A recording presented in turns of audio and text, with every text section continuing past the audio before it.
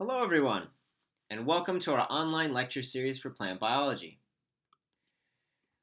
Thus far, we've wrapped up our discussions of the apical meristems of plants, both the shoot apical meristem and the root apical meristem. Both of these regions are unique because they are stem cells that continue to grow throughout the plant's life. They are indeterminate, meaning that there's really no endpoint to them. They just kind of keep going. As long as there's energy, nutrients, space, the shoot will keep growing in the direction that it is, and the root will keep growing in the direction that it is.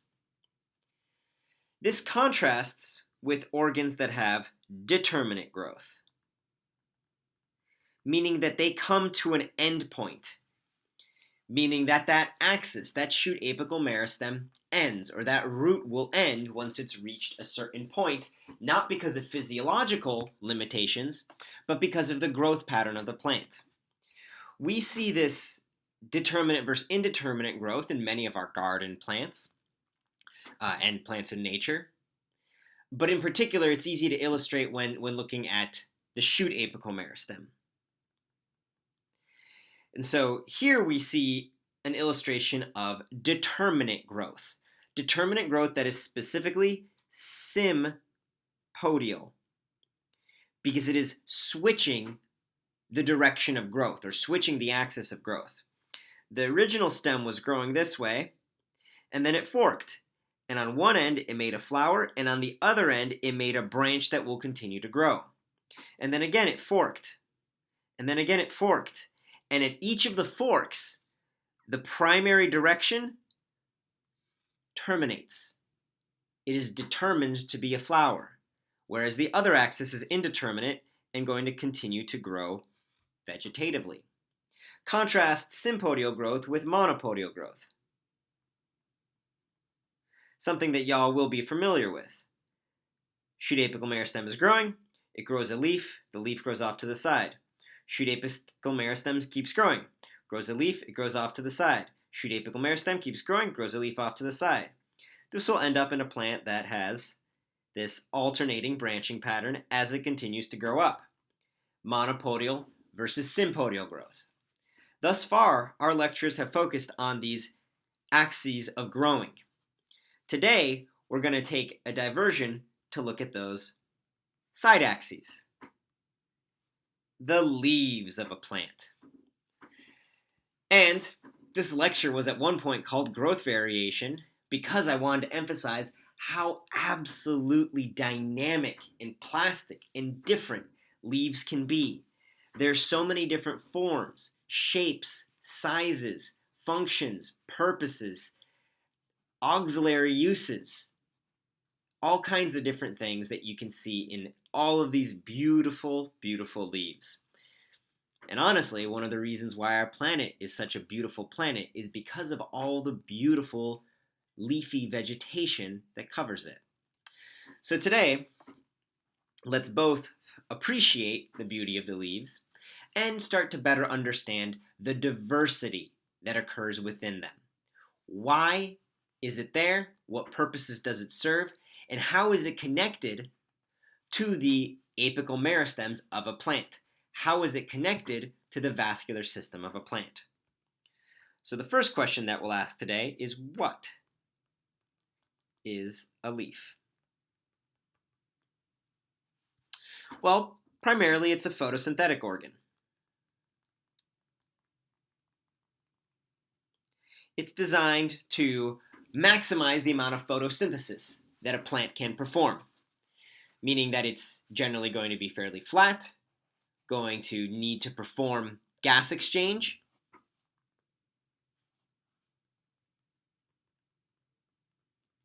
That flatness is for max sun absorption.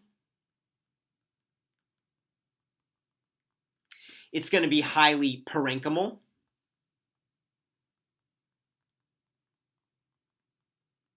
Oops.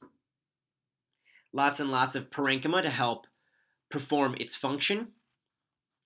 And it's going to have some auxiliary function of water retention. So somehow it's going to have to try to hold on to as much water as it can. And then in some cases, they also have to have defense compounds. We've already talked about one of the major ways that plants can have defensive compounds on their epidermis, and that's through the presence of trichomes. As trichomes can store what are called secondary metabolites, and those secondary metabolites are oftentimes used to deter pests.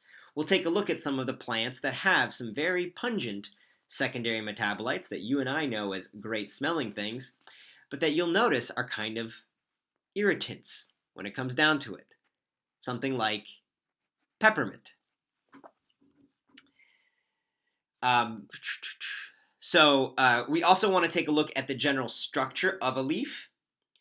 And this rose leaf is very emblematic of what the major features that you want to be looking for. A leaf, a simple leaf, we'll talk about simple versus compound later. This leaf here is actually a compound leaf. So leaves, whether they're simple or compound, will always have a blade. And there can be multiple blades if you are a compound leaf, and a single blade if you are a simple leaf. Another name for a blade is a lamina or a sheet. So on this rose leaf, we're currently seeing 5 laminas, 5 blades on this compound leaf. The blades will be attached to the stem. So here we have our stem of the plant. The blades will be attached to the stem by a structure called the petiole. That is essentially the stem of the leaf itself. And where the petiole attaches to the stem, you will oftentimes see an outgrowth called a stipule. The stipule can also be a bud, depending on the type of plant, if it's storing a bud there. But very commonly, stipules will be buds, or buds will be stipules. Buds being shoot apical meristems that are dormant, waiting for the next year of growth. So that's the general structure that we have when we're looking at our leaf from the surface. When we actually analyze what the leaf is itself, it is a peeling off of the stem. And we discussed this before with our leaf traces and leaf gaps in the shoot apical meristem discussion. But what that means, practically speaking, is that if I have phloem on the outside, xylem in the middle, and I peel off of a chunk and then send this horizontal in order to make a leaf flat, you will get xylem on the top and phloem on the bottom. So when we're looking at the vascular structure of a leaf, xylem is on top, phloem is on the bottom in terms of the direction that it peeled off of the stem. Now there is a wide variety of structural variation in leaves. You only need to look at this glossary of leaf morphology terms, which this is well beyond the vocabulary of this class. I'm not expecting y'all to memorize this. Instead, this is posted in the classroom, and you always have access to this whenever you are looking or try to identify plants. I just want to present this to you because I find it very useful myself when trying to put terminology to different plants. And these illustrations really help show the differences between some of these. But in terms of overall morphology, leaves follow a very particular structural pattern in terms of the type of leaf that they are. We have 2 broad categories of leaves when we're looking across all plants. Microphylls and space, megaphyls. Phyl being the Greek root for leaf, micro meaning small or one, and mega meaning many or big. And that's the major difference in the one versus many. A microphyll is a single veined leaf. A megaphyll is a many veined leaf. Microphylls are probably something that you're not super familiar with. They exist in the lineage of plants called lycophytes, which we'll talk extensively about here in this class, but not just yet. Because of the fact that they're single-veined, they're often very thin, frequently short, but they can be long.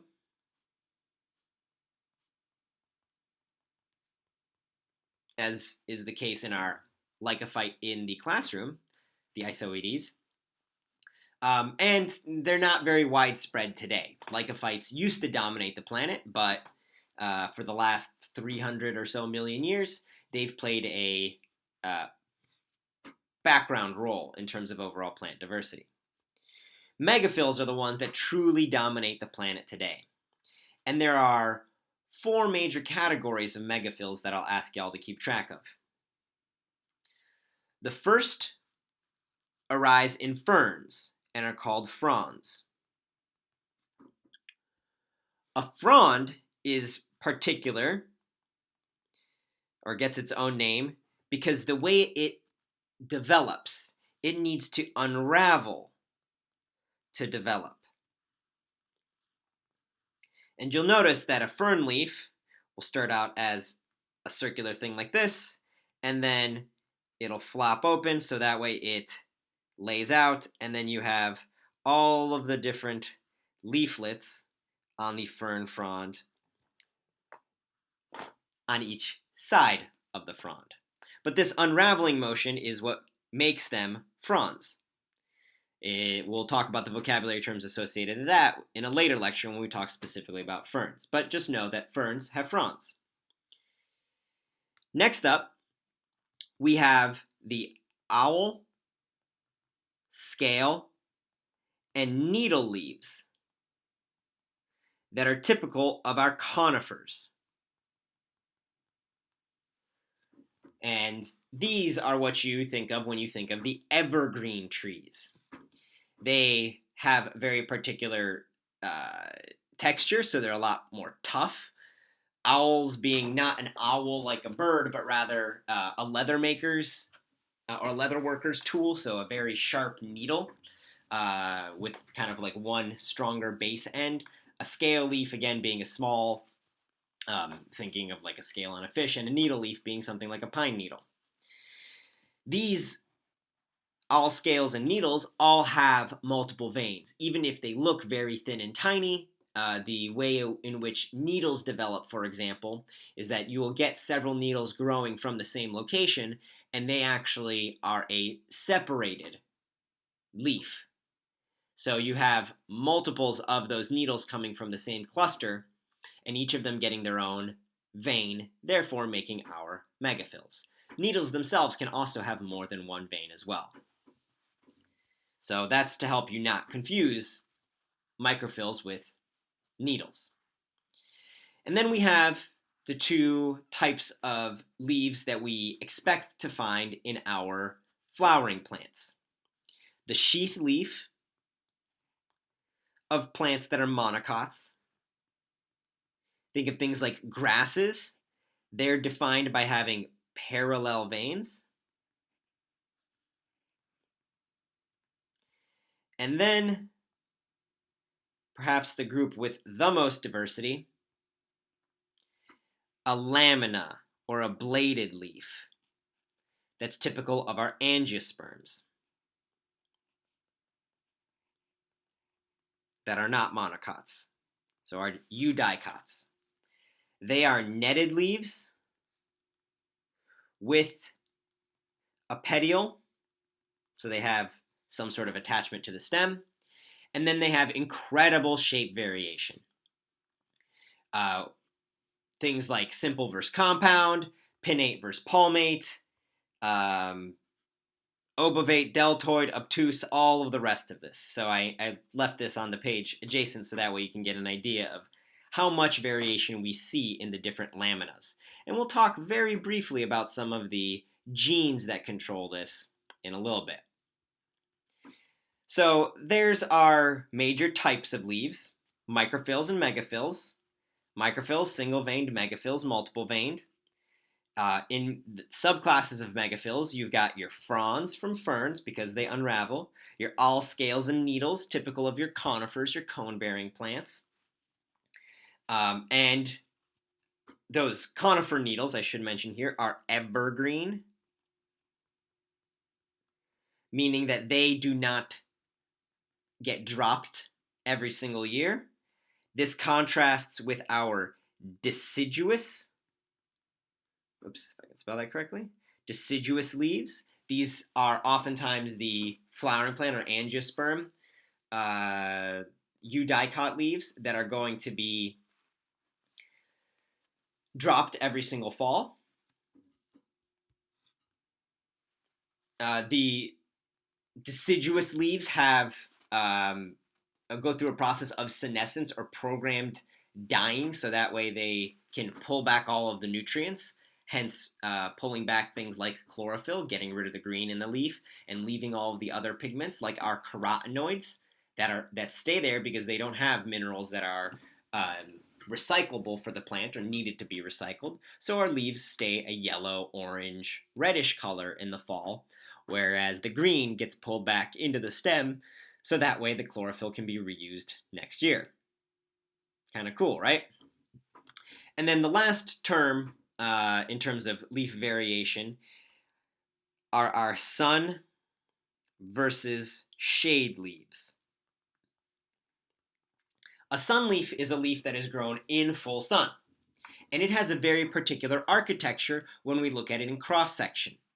A sun leaf will have a lot of palisade parenchyma, whereas a shade leaf is going to be much more spongy. Because that has to do with how much sun it's getting.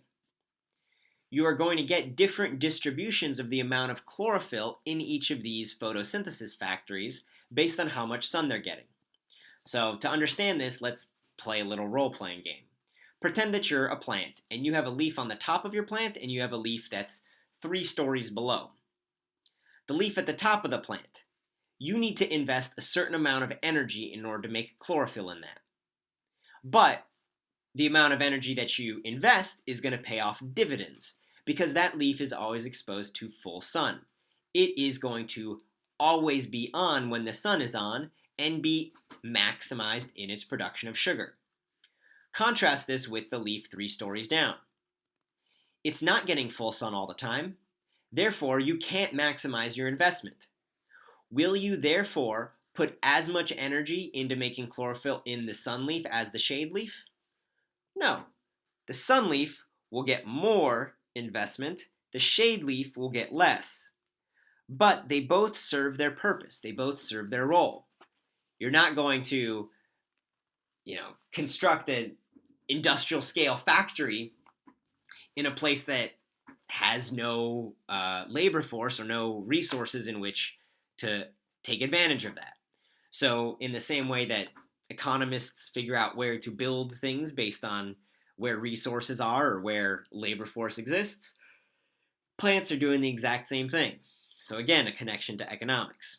But really, in order to understand sun versus shade, we should take a look at leaves in cross-section. So let's go ahead and take the time to do that now.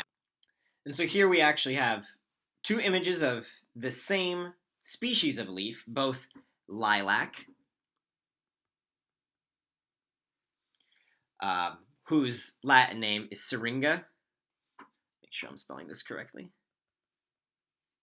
Oop, come on, gotta be able to write legibly.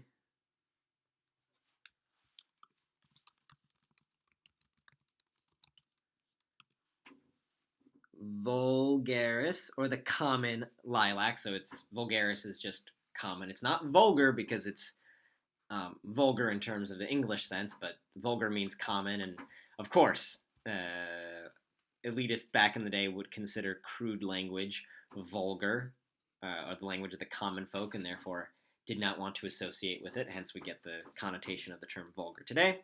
But you'll see vulgaris as a very common epithet or secondary species name to a lot of different species. So we have the leaf of Syringa vulgaris in either the midrib, where there is a large vascular structure, or on one of the side veins. So you'll see much smaller little vascular bundles. And so this illustrates the fact that this is a megaphyll, because you are getting many, many branching netted veins, big ones or small ones, and that they disperse throughout the region of the leaf. Now you are going to get different amounts of supportive tissue in this leaf. You'll see a large amount of parenchyma near the midrib. You'll see it both on the top and the bottom of the leaf. That parenchyma is, again, as we've discussed before, under the epidermis. So you have the epidermal layer, and then you have a layer of parenchyma beneath that, I'll color it in red here, providing support. I mean, after all, this material in the middle, the vascular structure, at least the xylem is totally dead and it's totally heavy. It might need some extra support as there is lots of water flowing through there, right? Water is very, very heavy. You're going to need supportive tissue to help keep that all together. So you see an excess amount of parenchyma on either side of the major midrib of this megaphyll of Syringa vulgaris. Now, as we discussed before, you will see xylem on top, large pink structures on top, with phloem on the bottom. So I'll go ahead and illustrate these here. You have xylem on top, phloem structure on bottom. So you have all of this as its green, stains a tealish color, transportive tissue of sugars with xylem on top. You are not getting a complete cylinder because the leaf is a peel off of that cylinder. Remember, this is just a part of the vascular column. If I had a full ring of xylem and a full ring of phloem, and I were to cut off a piece of it, I would then again, let me go ahead and colorize this real quick. Xylem for blue, phloem for green.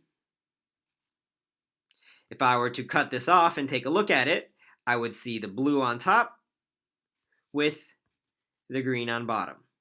And I cannot tell you how many times I've seen students mix this up. It's very important to keep track of because it helps show you which is the upper epidermis and what is the lower epidermis. It shows you the different sides of the leaf.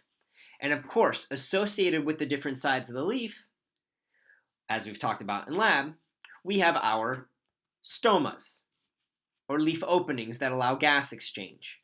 You're going to get commonly in most plant species, you're going to get a lot more stoma on the bottom of the leaf, because that's the side that's not going to be exposed to as much wind, that's the side that's not going to dry out as much, and therefore you're going to be able to keep that environment underneath the leaf more controlled, more humid, reducing water loss.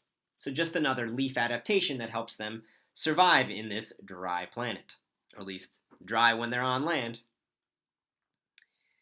Now looking at some of the side veins of our lilac leaf, we can again see some of the same structures. You'll see an upper epidermis, as well as a lower epidermis, single cell layers. You'll see a stomata, and this time, in better resolution, you can see the fact that there are giant nuclei in this 2 guard cells, as we've talked about in our cell specialization lecture, in terms of the different plant tissues. So the stoma is actually the opening. The guard cells are the things on the sides. You will then very abundantly notice our different parenchymal layers. A palisade parenchyma towards the upper epidermis that looks very much like a fence, and then a Swiss cheese-like spongy parenchyma on the lower epidermis, towards the lower epidermis, allowing for gas exchange. So you're getting gas exchange on the bottom, near the stomata, and higher amounts of photosynthesis near the top. And it is the balance between how densely packed the palisade parenchyma and how loosely packed the spongy parenchyma are that we see it fluctuating between sun and shade leaves. So this lilac leaf, based on how tightly packed the palisade parenchyma is, I would infer that this was a full sun leaf. It looks like it's really trying to take advantage of all of the sun present. You might get more spacing. You might not get a 2-layer thick. Like you see the fact that the palisade parenchyma is both one cell tall and then a second cell tall beneath, and you see a little bit more spacing in the second cell layer, indicating that it does not have as much access to sun as the first cell layer. But you do see those 2 distinct layers in our leaf cross-section. You'll also notice some of the finer details in terms of the vascular structures. So here you see, again, xylem on top with phloem on bottom. You're going to get just a few phloem cells. So here I'm seeing literally 3 phloem cells and maybe 4 to 5 xylem. But around those, characteristic of a plant with this type of photosynthesis, we see our bundle sheath cells. This is the layer that indicates that this plant is a C4 plant, because that is the layer that's going to be doing most of the carbon fixation, going to be doing that rubisco action with C4 metabolism via malate. So in this leaf, you're actually getting shuttling of carbon molecules to help maximize the productivity of rubisco because it's trying to do better with less water. You also see a defensive structure, an epidermal outgrowth called a trichome. Now this is a little bit off the center of it. It's showing the fact that this thing is kind of floating in midair, but you do see that it was an epidermal cell connected here, grown out to help protect the leaf. This is the structure that in some plants, we'll talk about shortly, can store secondary metabolites. Secondary, and this is oftentimes the way that I abbreviate secondary. It's a 2 with a degree sign, so that's secondary. This would be primary. Tertiary would be with a 3. And secondary metabolites are, again, molecules that help keep the plant alive but don't contribute directly to the metabolism of the plant. So here is where you're going to get those compounds that help protect the plant, defend it, but don't actually breathe and eat for it. And so this is what our leaf looks like in cross-section. Just like before, I want to wrap up our discussion of the leaf in cross-section by discussing some of the genic control factors that determine leaf growth. So to explore those genes, we're going to first revisit where the leaves are made in our shoot apical meristem. One of these genes plays a major role in SAMs. So we see that the leaves are made at these leaf primordia on the margins, not in the shoot apical meristem region of cell division itself, not where that primary L1, L2, L3 are.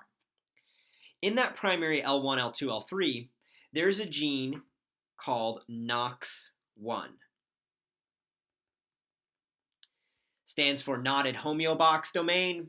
Homeobox genes, if you've taken any of my animal classes, they are the genes that play a role in determining animal shape and form. So the fact that you have 2 arms and 2 legs is controlled by a homeobox gene. Plants have something similar called a NOX family of genes. They, in a plant, will maintain the meristem. And so you've got this gene constantly on, maintaining that shoot apical meristem and not forming a leaf. In order to form a leaf, you have to turn off NOX1. Therefore, in these leaf primordia, you'll see what's called an antagonist of NOX1. It's oftentimes drawn as a line with an endpoint on it, showing that it is antagonistic. This gene is called ARP. It is an antagonist, or something that will turn off NOX1. And in turning it off, you actually turn on the suite of genes that begins leaf formation.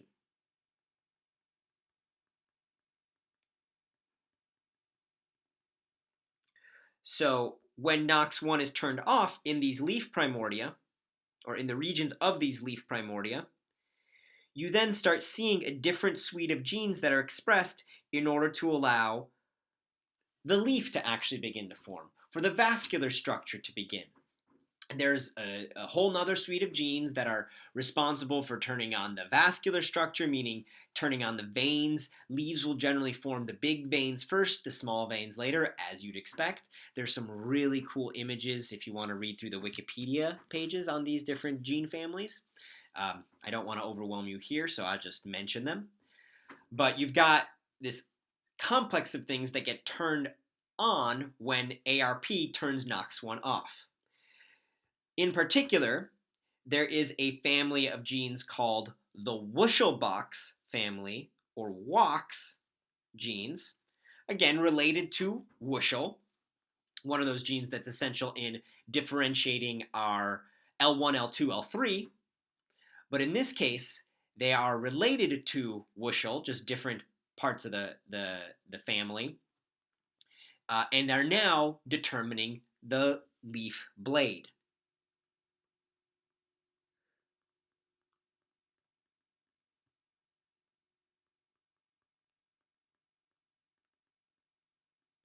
And it is in the determination of the lamina shape that you get all of this variation. I mean, it's genes that are underlying this variation in the plant.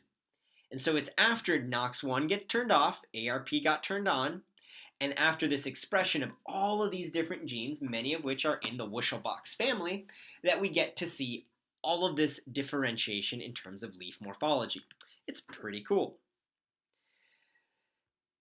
And so that's where we'll leave our discussion of our gene families. Hopefully not too much, but again, trying to connect the fact that all of this biology that we're seeing is underlined by genic function.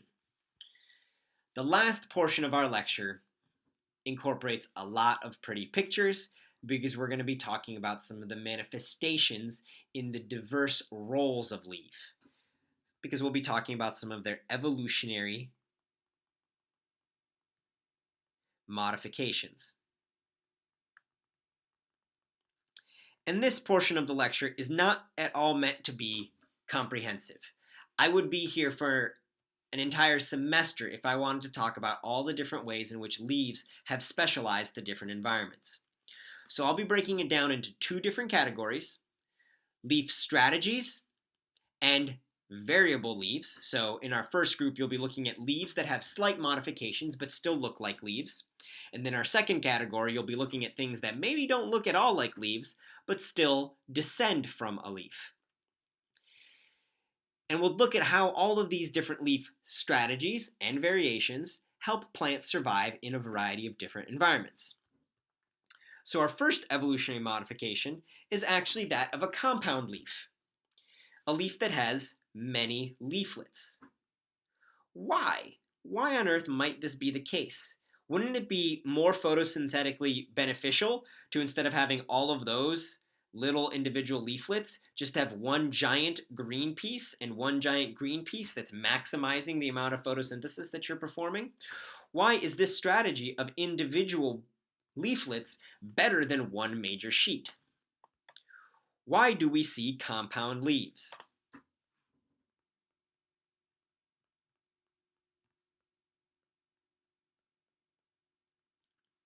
Well, depending on the plant lineage you're talking about, There could be some different reasons. But for this plant that I showed you a second ago, this being a legume and the member of the family Fabaceae, the bean family of plants, it's a plant that lives in the prairie. And if you've ever visited the American prairie, you know that it's pretty windy. Well, if a leaf has a lot of connected surface area, wind would be more likely to cause it to rip. It would be more likely to cause damage to the leaf. So a compound leaf allows for maximum photosynthesis while reducing wind pressure. That's pretty cool. Next up, we have a member of the bromeliad family, the Bromeliaceae, with its incredibly waxy leaves.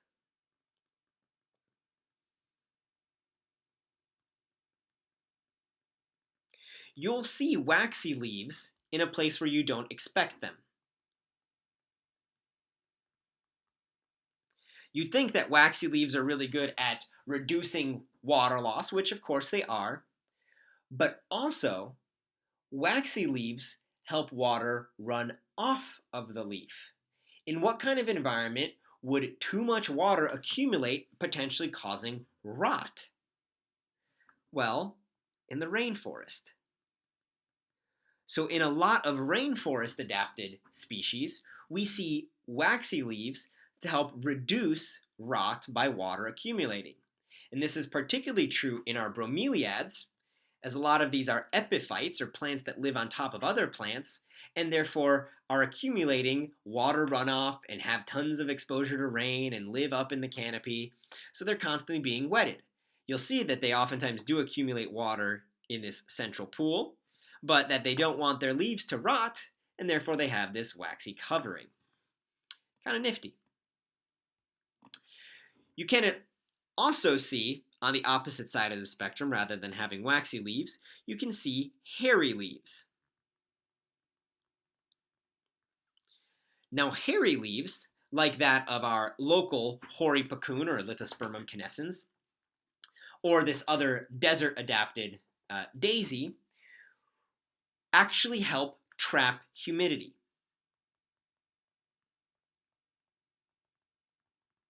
Going along with the observation that desert plants want to keep their stomata on the underside of their leaves and reduce water loss,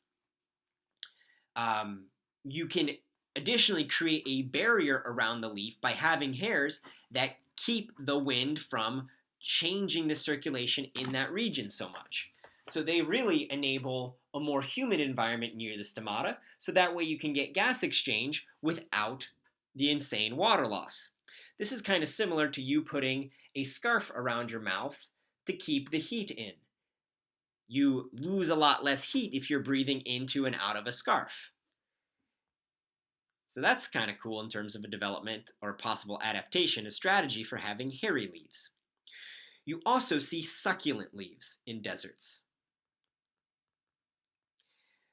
The immediate thought when we see succulents like Crassula ovata or our jade plant is that the succulent is there to store water. And that's true. But also, it's not only storing water, but it's storing crassulacean acid because it's a CAM plant. It's one of those plants that need to breathe in the CO2 at night and do the light reaction in the daytime. So by having a large fleshy storage organ that, yes, is holding on to a lot of water, but most of it is actually holding on to that crassulacean acid, it enables that plant to perform the most photosynthesis given its photosynthetic restriction of temporal separation via CAM. Pretty crazy, huh? That these things are not just succulent because they want to store water, but because they want to perform the most metabolism that they can. Kind of something that was maybe skipped over in K through 5th grade when you were talking about succulents. I have a very, very soft spot for succulent plants, as I do think they're quite beautiful, and I grew up in a desert. Next up, we can see crystals in leaves. These won't be visible except for under a microscope. And we see some of our crystals in plants like Dieffenbachia. We have one of these in the greenhouse. I have one of these at home as well. This was my wife and I's first house pet. It was our first house plant, affectionately called Deefy. They're quite beautiful. Their foliage is quite lush. And they have these crystal structures, rhapide crystals, to help reduce herbivory.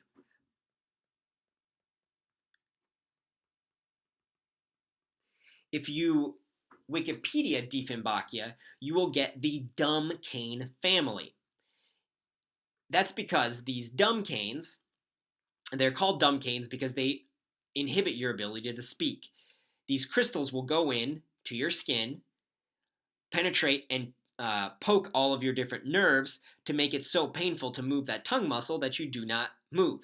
This is one of the reasons why Dieffenbachia is not recommended with pets, particularly pets who like to chew on leaves, because they will chew on it thinking it's okay to chew on, and they will have made one of the largest mistakes of their lives. It will be very unpleasant. So, if you've got cats or dogs, no Dieffenbachia, or at least the Dieffenbachia well out of the reach of those pets. Please have mercy on them. Our last leaf modification, again, is something that's more visible under a microscope than on its surface. But you can definitely feel and smell this adaptation. We have here a eucalyptus, which many of y'all will know for its particular scent or aromatics in leaves.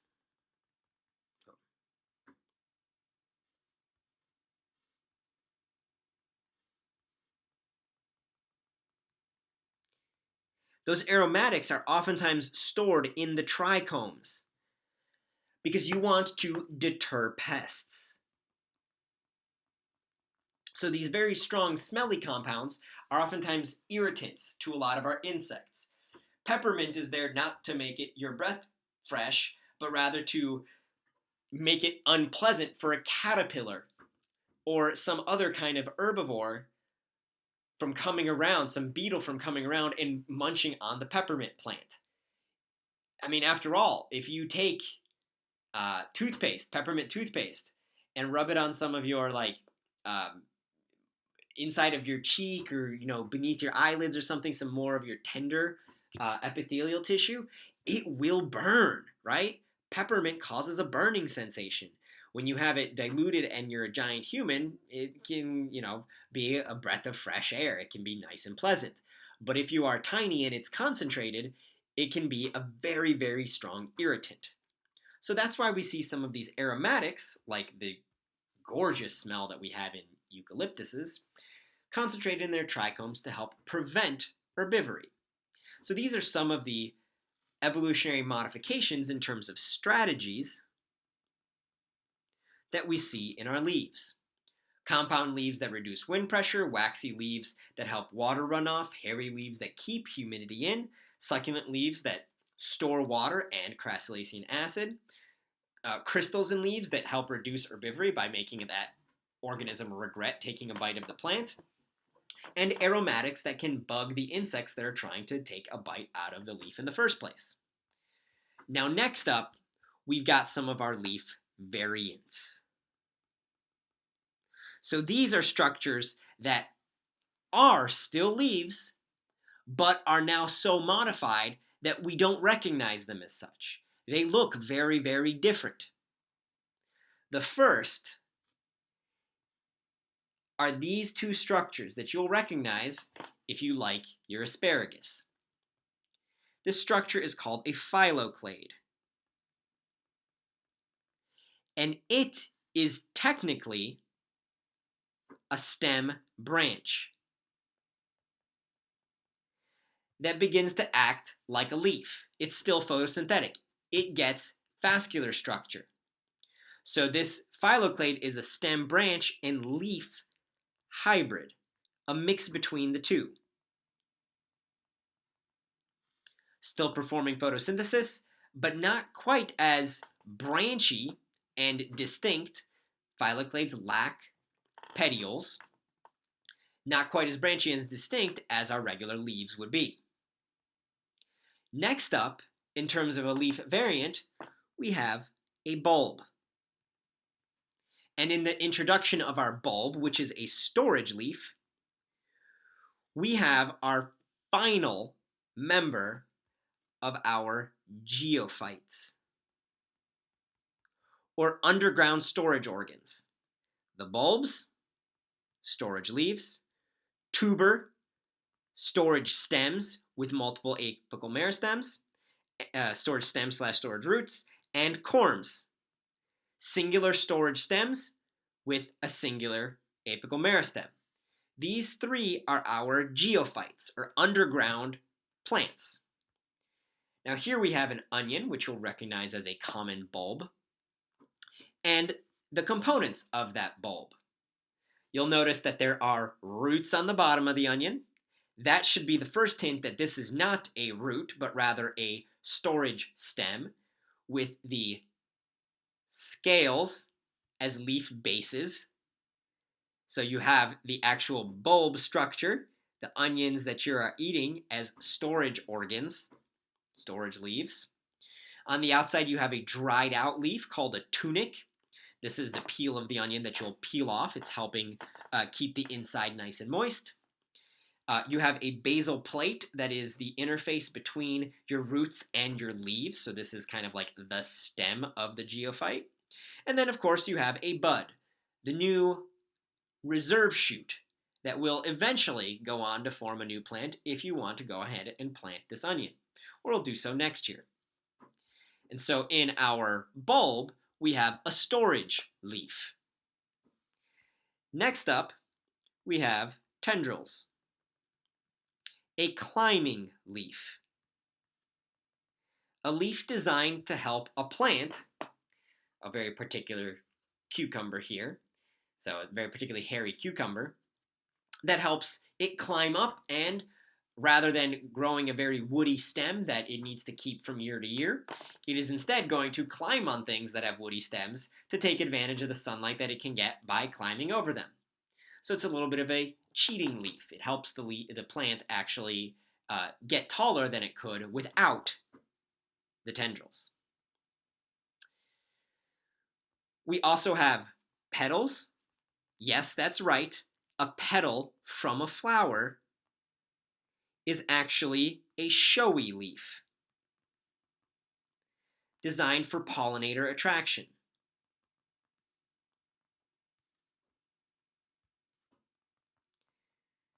It was first observed by Goethe,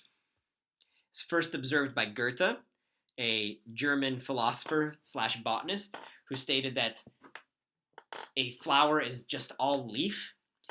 And after better analysis of the genes and the vascular structures, we see that it is true that all of the petals of a flower actually descend from a single leaf that's designed to attract pollinators.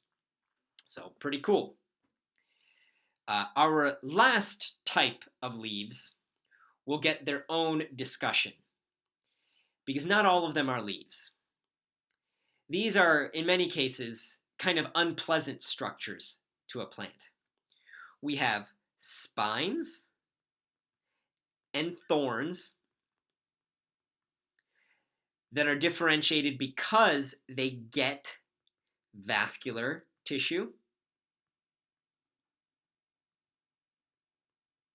So a spine and a thorn is actually an offshoot of the vascular cylinder of a plant, versus a prickle, a modification of the epidermis that does not get a vascular extension. And so that's the major difference between spines and thorns versus prickles. So you'll recognize spines and thorns oftentimes as these large pokey things, like this citrus thorn, or this desert-adapted spine.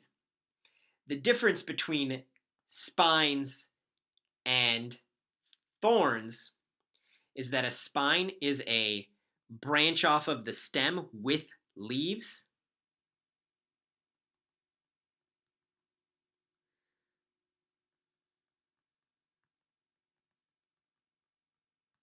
The plant has additional leaves, whereas thorns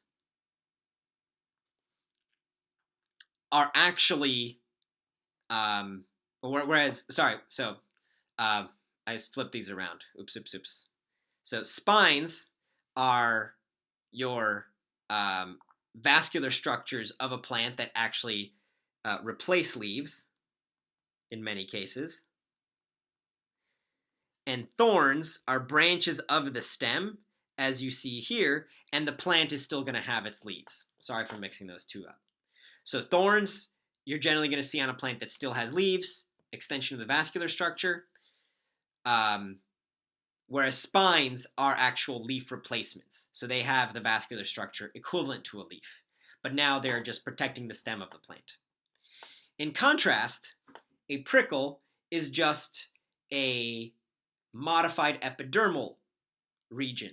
No vascular structure required. So whenever you refer to a rose thorn, know that you are not technically referring to a thorn. You are instead referring to a rose prickle. But thanks to Shakespeare, it doesn't sound quite as nice when you call it a rose prickle.